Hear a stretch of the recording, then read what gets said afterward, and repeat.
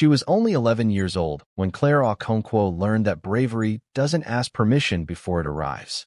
It simply shows up, unannounced, on an ordinary Tuesday afternoon in Boston's public garden, where the swan boats glided peacefully and the willow trees whispered secrets to the wind. Claire had been walking home from her volunteer shift at the community center, her worn sneakers scuffing against the cobblestone path, when she heard it, a boy's cry that cut through the spring air like broken glass. Her heart hammered as she rounded the fountain and saw them. Two large men in dark suits, their hands gripping the arms of a boy who couldn't have been older than 10. The child's face was twisted in terror, his expensive clothes disheveled, his brown eyes wide with panic. Something in Claire's chest lurched. She didn't think. She didn't calculate. She simply moved. "Hey, leave him alone." Her voice surprised even herself, strong and clear despite her trembling hands. She grabbed a fallen tree branch and charged forward, swinging it with all the force her thin arms could muster. The branch connected with one man's shoulder. He stumbled backward, more from shock than pain, and in that split second of confusion, the boy wrenched free and stumbled toward Claire. "Run," she shouted, grabbing his hand. They bolted together down the winding paths, her lungs burning, his breathing ragged beside her. Behind them, she heard shouts, heavy footsteps, and then, suddenly, nothing. When Claire finally dared to glance back, the men had vanished as mysteriously as they'd appeared, melting into the crowd of afternoon strollers who seemed oblivious to the drama that had just unfolded. She led the boy to a small alcove beneath a stone bridge, where they collapsed against the cool wall, gasping. "Are you okay?" she asked, studying his face. He was beautiful in that way wealthy children often are, with perfect teeth and skin that glowed with good nutrition and expensive healthcare. Everything about him screamed privilege, from his designer sneakers to the watch that probably cost more than her family's monthly rent. "I think so," he whispered, his voice still shaking. "Thank you. You saved me. Those men, they were trying to take me." "Who are you?" Claire asked gently. "Should we call the police?" "Your parents." The boy's expression flickered with something complicated. Fear, perhaps, or maybe something closer to resignation. "I'm Ashton," he said quietly. "Ashton Blackwell. And it's complicated. Really complicated." He glanced around nervously, as if expecting the men to reappear at any moment. Claire didn't recognize the name, but something in his tone told her it mattered. "I'm Claire," she offered. "Claire Okonkwo. And hey, you're safe now. I've got you, okay? We're going to figure this out together."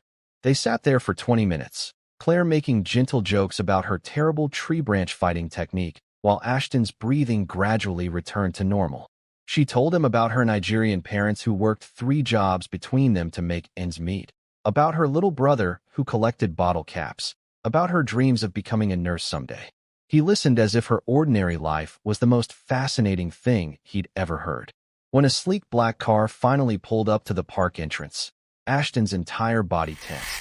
But then a woman emerged, elegant, worried, clearly his mother, and his shoulders sagged with relief. "That's my mom," he said. "I have to go." Before he left, though, he pressed something into Claire's hands, a soft brown teddy bear with button eyes and a red ribbon around its neck. "Keep this," he insisted. "Please. It's important. And thank you, Claire. I'll never forget what you did today." She wanted to protest, to say it was too nice a gift, but something in his eyes stopped her. "You're welcome, Ashton," she said instead. "Stay safe, okay? You've got this." She watched him run to his mother, watched the woman embrace him fiercely, watched them both glance back at her with expressions she couldn't quite read. Gratitude, certainly, but also something else. Something that looked almost like calculation. Claire walked home that evening clutching the teddy bear, unaware that sewn into its soft fabric was a tiny micro-SD card containing encrypted information worth millions. Unaware that she'd just saved the heir to one of America's most powerful families. Unaware that the men in the park had been his own security team, caught in a botched operation after their protocols were compromised by rivals from a dangerous Boston crime family. She was just a girl who'd seen someone in trouble and done something about it. Sometimes, that's all bravery really is. One person deciding that someone else's safety matters more than their own fear. She placed the teddy bear on her bookshelf that night, next to her small collection of library books, and thought about the strange boy with the sad eyes who'd looked at her like she was some kind of hero. She had no idea that 7 years later, their paths would cross again in ways neither of them could possibly imagine. That the simple act of kindness she'd shown on that spring afternoon would ripple forward through time, changing both their lives forever. That's how it works sometimes. We plant seeds of goodness without knowing what gardens they'll grow. 7 years had transformed Claire Okonkwo from a brave 11-year-old into an 18-year-old woman carrying the weight of her family's dreams on shoulders that had grown strong from necessity. She stood now at the iron gates of the Blackwell estate in Chevy Chase, Maryland, just outside Washington, D.C., her single suitcase containing everything she owned, her heart hammering with a mixture of hope and uncertainty. The mansion before her looked like something from a magazine, all soaring columns and manicured lawns that stretched toward the Potomac River like green silk. Her Aunt Nina, who managed housekeeping for several wealthy families in the area, had called 3 days earlier with an opportunity that seemed almost too good to be true. They need someone young, energetic, someone with a good heart, Nina had explained in her lilting accent. The pay is excellent, Claire. It could help your family. It could help you save for nursing school. What Nina hadn't mentioned, what she perhaps didn't fully understand herself, was that Claire's name had been specifically requested by the family. That this job offer was no coincidence at all. The head housekeeper, Mrs. Chun, met her at the servants' entrance with a warm smile and knowing eyes. "You must be Claire," she said, guiding her through hallways lined with art that probably cost more than most houses. "The family has been expecting you. I understand you have a special connection here, though the details were kept rather vague. The Blackwells value their privacy, you understand." Claire nodded, confused but too nervous to ask questions.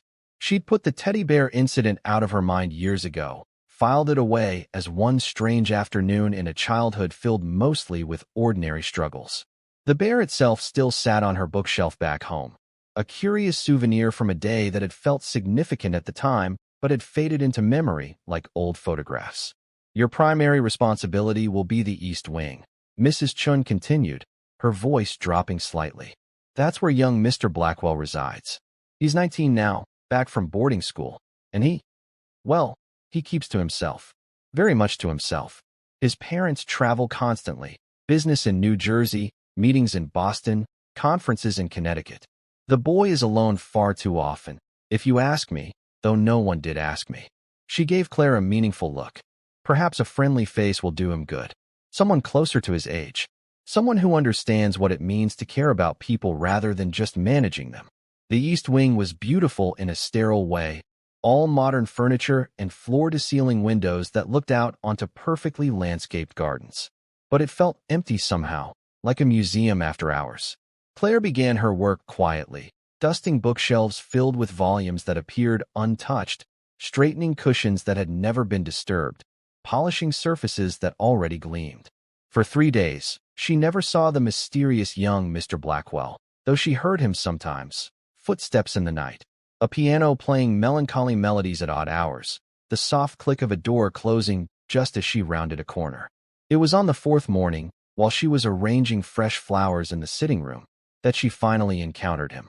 He stood in the doorway, backlit by the morning sun streaming through the hallway windows, and for a moment Claire's breath caught.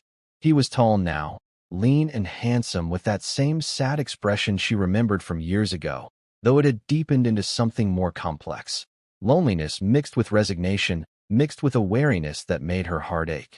"You're the new housekeeper," he said quietly, his voice careful and distant. "I'm Ashton Blackwell. I hope you'll be comfortable here." Claire's hands froze on the vase. Ashton. The name echoed through 7 years of memory, and suddenly she was 11 again, wielding a tree branch in Boston's public garden, watching a terrified boy run towards safety. She studied his face more carefully now. Yes, those were the same brown eyes, the same aristocratic features, though matured and shadowed by whatever burdens he carried. "I'm Claire," she managed, her voice steadier than she felt. "Claire Okonkwo. It's nice to meet you, Mr. Blackwell." Something flickered across his face, recognition, perhaps, or hope, but it vanished so quickly she might have imagined it. "Just Ashton, please," he said. "And thank you for taking this position. I know the house can feel rather empty sometimes. My parents are rarely here." Business keeps them occupied. The way he said business carried a weight that suggested complications far beyond simple corporate meetings. Over the following weeks, Claire learned the rhythms of Ashton's isolated existence. He woke early, spent hours in his private gym, worked on his laptop in the study, played piano with a skill that suggested years of expensive lessons, and spoke to almost no one except her and Mrs. Chun. His parents appeared occasionally, always impeccably dressed, always rushed, always surrounded by security personnel who watched everything with hawk-like attention. His mother would embrace him briefly, his father would clasp his shoulder, and then they'd vanish again.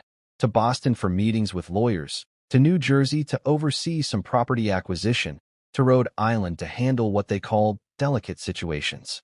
Claire found herself doing small things to brighten Ashton's days. She learned he liked his coffee with cinnamon, so she started adding it without being asked. She noticed he read philosophy books late into the night, so she began leaving little notes tucked into the pages, quotes she found inspiring, silly jokes her little brother had told her, gentle reminders that it's okay to feel lonely sometimes, but that connection is always possible if we're brave enough to reach for it. Slowly, impossibly, Ashton began to emerge from his shell. He started appearing in the kitchen while she prepared his meals, leaning against the counter and asking about her family, her dreams, her life before the Blackwell estate. She told him about her parents' struggles, about her determination to become a nurse, about the community in Boston where everyone looked out for each other despite having so little. He listened with an intensity that suggested he was starving for genuine human connection. "You remind me of someone," he said one evening, his voice soft with memory. "Someone brave I met a long time ago. Someone who didn't think twice about helping a stranger." Claire's heart skipped, but she kept her expression neutral. "Sounds like a good person," she said lightly. "You were lucky to meet them." "I was," he agreed, his eyes holding hers for a moment longer than necessary. "Luckier than I knew at the time. I've spent years hoping I might somehow find them again, just to say thank you properly. Just to tell them that their kindness mattered more than they could possibly understand." The teddy bear, Claire thought suddenly. The teddy bear with the red ribbon that still sat on her shelf at home. Could it really be the same person? After all these years? But she said nothing, sensing that this revelation needed to unfold in its own time, that some truths were too delicate to be rushed.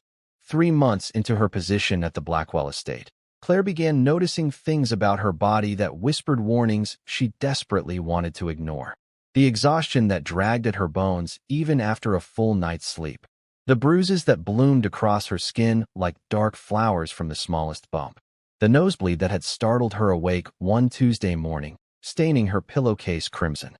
She told herself it was stress, overwork, the natural toll of 18-hour days spent trying to save money for nursing school while sending half her paycheck home to Boston. But deep down, in that place where truth lives before we're ready to acknowledge it, she knew something was wrong. Ashton noticed before anyone else. He'd grown attuned to her rhythms, the way close attention teaches us to read the people we care about. "You're pale today," he said one morning, finding her steadying herself against the kitchen counter. His hand reached out instinctively to support her elbow, and the touch sent warmth through her despite the chill she couldn't seem to shake. "Claire, when was the last time you saw a doctor?" "I'm fine," she insisted, forcing brightness into her voice. "Just tired. You know how it is, you've got this, right? We all have off days."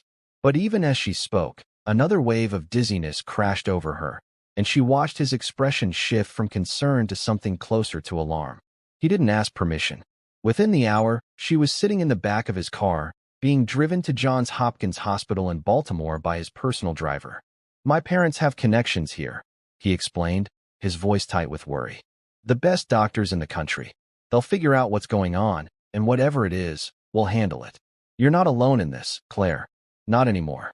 The tests came back 3 days later, and Dr. Morrison delivered the news with the practiced gentleness of someone who'd shattered too many lives with medical terminology.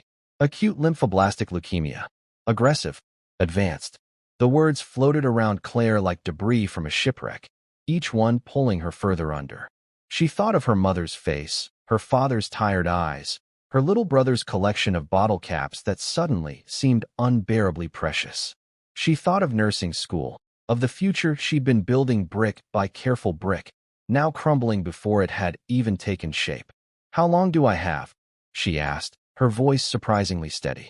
Dr. Morrison explained treatment options, survival rates, the need for immediate chemotherapy. The costs he mentioned casually, hundreds of thousands of dollars. Might as well have been billions for a girl whose family lived paycheck to paycheck. Ashton sat beside her through it all, his hand finding hers and holding tight. When they finally left the hospital, he drove them not back to the estate, but to a quiet overlook above the Chesapeake Bay, where the water stretched toward the horizon like liquid hope. "I need to tell you something," he said, turning to face her in the fading afternoon light. "Something I should have told you the moment you walked through our gates 3 months ago." And then, with a vulnerability that made her chest ache, he told her everything. About that day in Boston's public garden 7 years ago. About how she'd saved him not from random kidnappers, but from operatives hired by a rival family. Dangerous people from Massachusetts who'd been trying to abduct him as leverage in a decades-old feud over business empires and inherited grudges. About how the two men she'd thought were attackers had actually been his own security team, caught in a botched rescue after their protocols were compromised. "The teddy bear I gave you," he continued, his voice barely above a whisper, "has a micro SD card sewn inside it. Information about the threats against my family, evidence of the rivalry, details that could have destroyed lives if it fell into the wrong hands. My parents tracked you down, Claire. They arranged for Aunt Nina to recommend you for this job. They wanted to keep you close, to keep the information secure, but also—" He paused, his eyes searching hers. "I think they hoped you might save me again, just in a different way, from the loneliness, from the isolation that this dangerous life has forced upon us." Claire felt her world tilt and resettle into a new configuration. The coincidences that had seemed like fate had actually been calculation. The job offer that appeared miraculous had been orchestrated. And yet, looking at Ashton's face, at the boy who'd grown into a man carrying burdens she was only beginning to understand, she couldn't find it in herself to feel manipulated. Sometimes love begins with strategy, but transforms into something genuine through the alchemy of shared moments and honest connection. "So your parents have been moving between Maryland, New Jersey, Boston, trying to stay ahead of these people?" she asked, pieces clicking into place. "The constant travel, the security, the secrecy. It's all about protecting your family from this rivalry?" Ashton corrected gently. "My father finalized a truce 6 weeks ago, divested our interests in Connecticut, sold the properties in Rhode Island that were causing friction, agreed to stay out of certain business sectors in New Hampshire. The threat is over, Claire. We're finally free." His laugh was bitter. "Just in time for me to lose you to something I can't negotiate with or buy my way out of." "Hey," she said softly, squeezing his hand. "I'm not gone yet. And you know what? I'm glad you told me. I'm glad the mystery is solved. That teddy bear has been sitting on my shelf for 7 years, and I never knew it was holding secrets. Kind of poetic, isn't it? We both kept things hidden, but now everything's out in the open." Over the next 6 months, Ashton became the constant presence in Claire's cancer battle. He sat beside her through chemotherapy sessions that left her retching and weak. He held her hand when she lost her hair, then surprised her with a collection of colorful scarves that made her laugh despite the tears. He read to her from philosophy books when she was too tired to keep her eyes open, his voice a lifeline pulling her through the darkness. His parents, freed from their dangerous obligations, threw their considerable resources behind her treatment. The best oncologists, experimental trials, anything that might tip the scales in her favor. "Why are you doing all this?" she asked one night, her voice hoarse from medication. "Your family barely knows me." Ashton's smile was tender and sad. "Because 7 years ago, a brave girl with nothing to gain and everything to lose ran toward danger to save a stranger. Because that kind of courage deserves to be honored. Because somewhere along the way, Claire Okonkwo, you became the most important person in my world, and I'm not ready to let you go. Not without a fight." The treatments were brutal, but Claire's body, strengthened by years of hard work and supported by cutting-edge medicine, began to respond. Slowly, impossibly, the cancer retreated. Remission came like spring after the longest winter Claire had ever endured. Dr. Morrison delivered the news on a crisp October morning 14 months after her diagnosis, his usual professional demeanor cracking into a genuine smile as he showed her the scan results. The leukemia had retreated into the shadows, leaving behind a woman who'd been forged in the fire of survival and emerged fundamentally transformed. She was thinner now, her hair growing back in soft curls that framed her face differently than before, but her eyes held a depth that only comes from staring into the abyss and choosing to climb back out. Ashton had been sitting beside her, as he had for every appointment, every procedure, every moment of fear and hope. When the doctor left the room, he pulled her into an embrace that spoke of all the terror he'd carried silently, all the prayers he'd whispered when she was too sick to notice, all the love he'd been too afraid to name until now. "You did it," he breathed against her hair. "You fought, and you won, and you're still here." "We did it," she corrected, pulling back to look at him properly. The boy from the park had grown into a man who'd learned that true wealth had nothing to do with bank accounts and everything to do with showing up for the people who matter. "I couldn't have survived without you, Ashton. You know that, right? You've got this incredible heart, even if you spent years hiding it behind walls." They stayed at the Blackwell estate through her recovery period, but something had shifted in Ashton. Claire noticed him spending long hours in his father's study, noticed the tension in his shoulders during family dinners, noticed the way he'd stand at the windows staring out at the manicured gardens with an expression of profound discontent. His parents, still busy with their business empire despite the resolved rivalry, moved between properties, a week in their New Jersey holdings, meetings in Boston with former adversaries turned uneasy allies, brief discussions about possibly investing in technology sectors in California or Washington state as a fresh start. One evening in late November, Ashton found Claire in the library, curled up with a medical textbook she'd been studying in preparation for finally starting nursing school the following fall. He sat beside her with the careful deliberation of someone who'd been rehearsing a speech. "I'm leaving," he said quietly. "Not you, never you. But this life. This world of corporate empires and old grudges and security teams shadowing every move. I'm walking away from it all." Claire set down her book, her heart suddenly racing. "What do you mean?" "My parents built an empire, and they nearly lost everything, including me, because of it. That rivalry with the Boston families, the constant threats, the years of looking over our shoulders. It's finally over. But they're already looking for the next venture, the next acquisition. They want me to take over eventually, to inherit this massive machine that turns money into more money, but never seems to generate actual happiness." He took her hands in his touch warm and certain. "I don't want that life, Claire. I want something real, something simple, something built on choice rather than obligation." "What are you saying, Ashton?" "I'm saying I have a trust fund that can't be touched by my parents. Nothing compared to their billions, but enough for us to live comfortably. I'm saying there's a small town in upstate New York, near the Adirondacks, where nobody knows the Blackwell name and nobody cares. I'm saying I want to open a music school there, teach piano to kids who can't afford lessons. And I'm saying," he paused, his voice catching with emotion, "I'm saying I'm in love with you, Claire Okonkwo. I have been since I was 10 years old, and you charged at danger with a tree branch to save a stranger. I loved you when you were the only light in this empty house. I loved you through every chemotherapy session, every bad day, every moment I thought I might lose you. And if you'll have me, if you'll take a chance on a reformed billionaire heir who just wants to build a good life with good people, I'd like to spend the rest of my days making you as happy as you've made me." Claire felt tears streaming down her face, but they were the good kind, the kind that comes from joy too big to be contained. "You're serious? You'd really walk away from all of this?" "I already told my parents this morning. My father was disappointed. My mother was surprisingly understanding. She said something about how she'd always admired your courage that day in the park, how she'd hoped some of it might rub off on me. Turns out it did."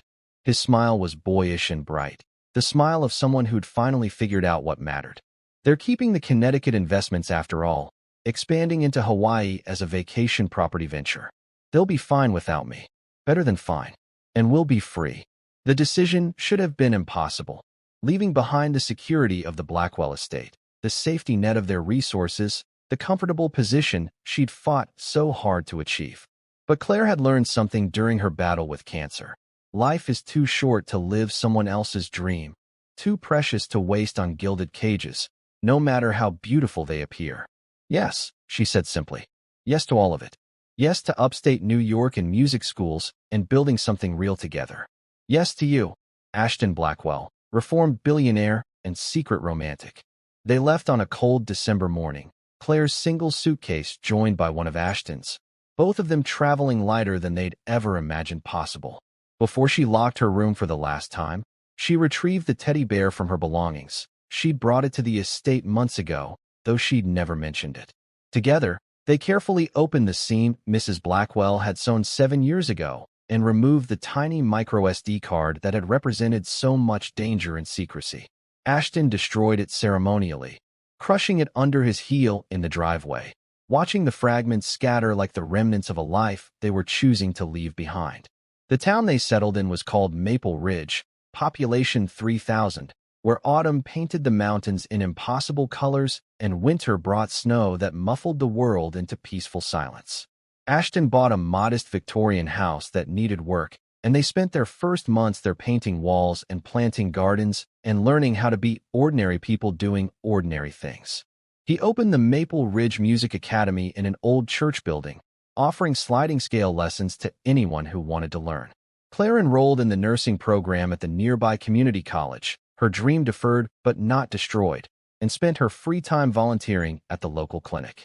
They got married the following spring in a ceremony so simple it would have scandalized the Blackwell family's Boston society connections. Just Claire's parents and brother, Ashton's parents who arrived looking bemused but genuinely happy, Aunt Nina crying tears of joy, and a handful of new friends from town who'd embraced them without knowing or caring about their complicated past.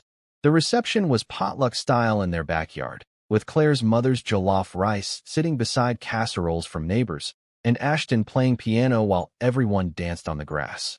Sometimes, on quiet evenings, they'd talk about maybe visiting Hawaii someday, that dream destination representing the peace they'd earned through survival and sacrifice.